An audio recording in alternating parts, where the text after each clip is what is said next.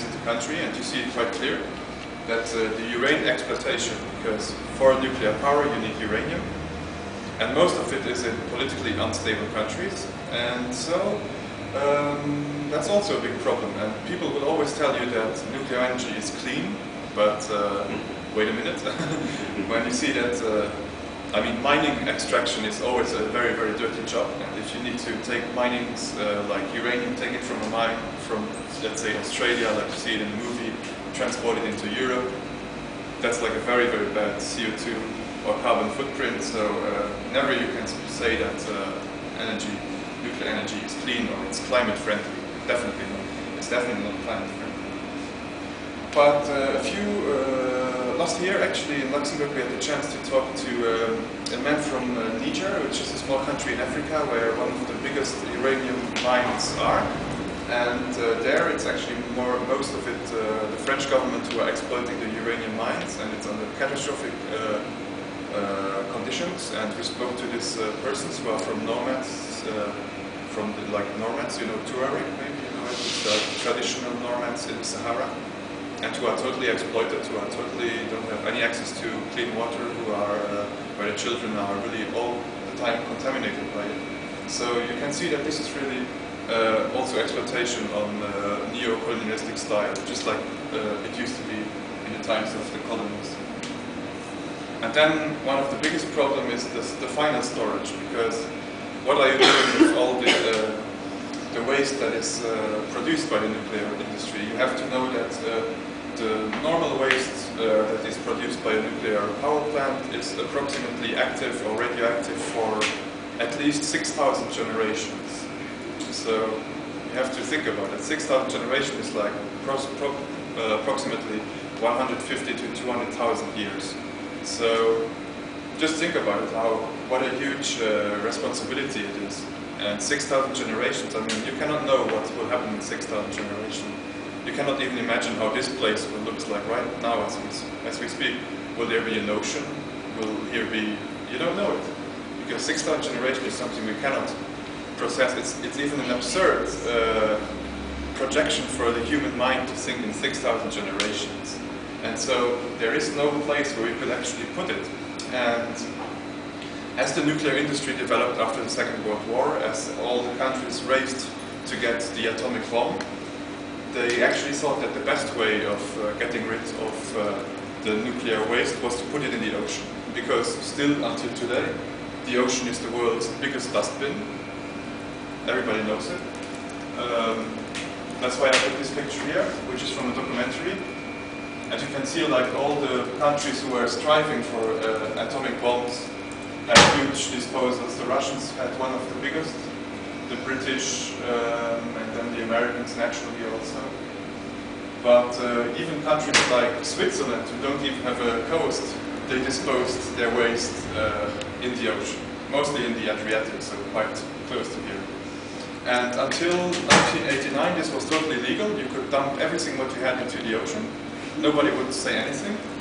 But there was a UN decision in 1989 which forbade it. But then again, the nuclear lobby was quite angry about that, and they said, it's not a good option for us, what are we going to do?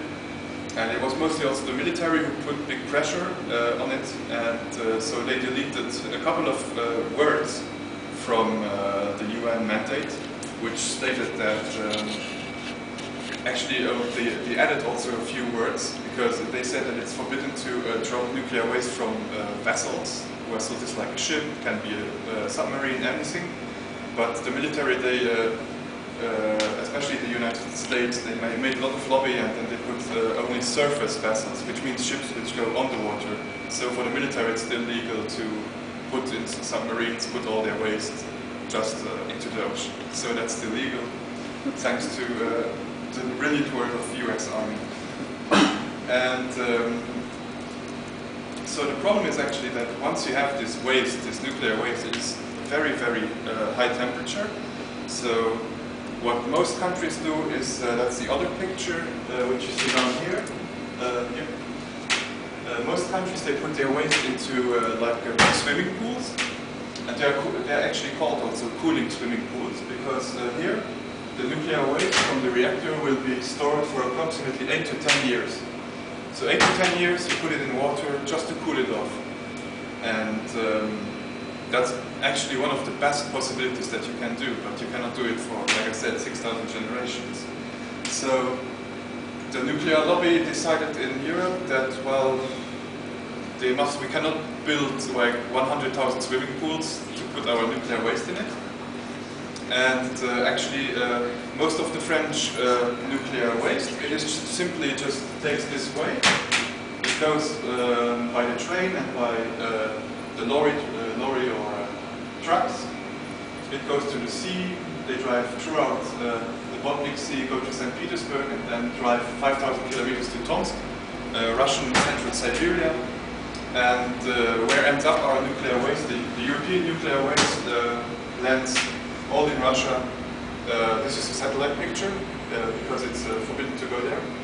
It is basically stored like in open air. So basically everybody could have access to it.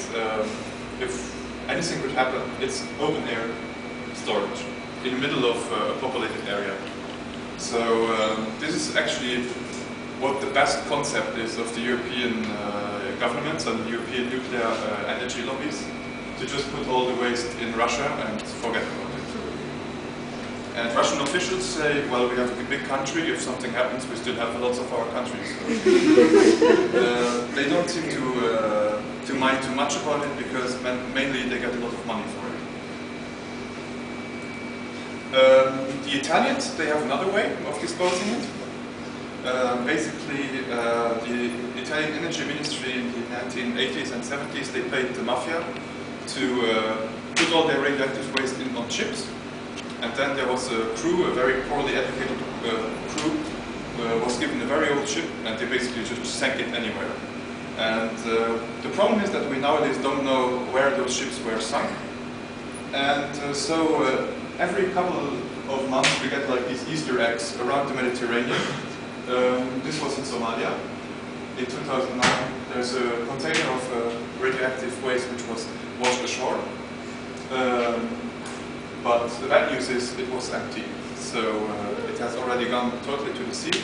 But the traces of it show that it contained very highly radioactive waste, also active for approximately 80,000 years.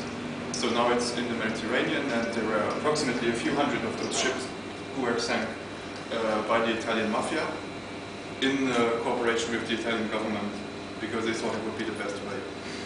And I included this into the presentation because I think we are quite close to the Adriatic Sea, and you can be sure that they also paid maybe Montenegrin or Albanian crews to do the same in front of the coastals in these regions. So now I have drawn a picture of a very evil nuclear industry, which it certainly is. A very strong one, controlled by statesmen, controlled by sometimes even mafia or criminal organizations, and naturally also governments who are very strong. But who are we? And that's why I said David against Goliath, just like in epic texts. But what can we do? And finally, I am still one of those dreamers or one of those optimists who says that the people can always do something. And otherwise I wouldn't be standing here, I would just be, I don't know, lying in bed and crying, I don't know. So I think that we can do quite a lot of things. And I gave some examples here what you can do, and I will give more examples later what we did as the Young Greens in Luxembourg. But one thing is very crucial, actually, that when you do actions on nuclear power, I think that's also what we saw, is that when you do it alone, when there's no nuclear accident, you can do the biggest and best actions alone, and nobody will come to hear it, or nobody will make a press statement of it, no press will arrive, or anything. So I think it's very dangerous if you make a solo run, if you just try to organize something by yourself. And especially on those nuclear questions, I think it's very crucial that you try not only to have a diversity politically in your movement, that you include other political parties or people who are interested, But I think there also must be a generational question, so not only young people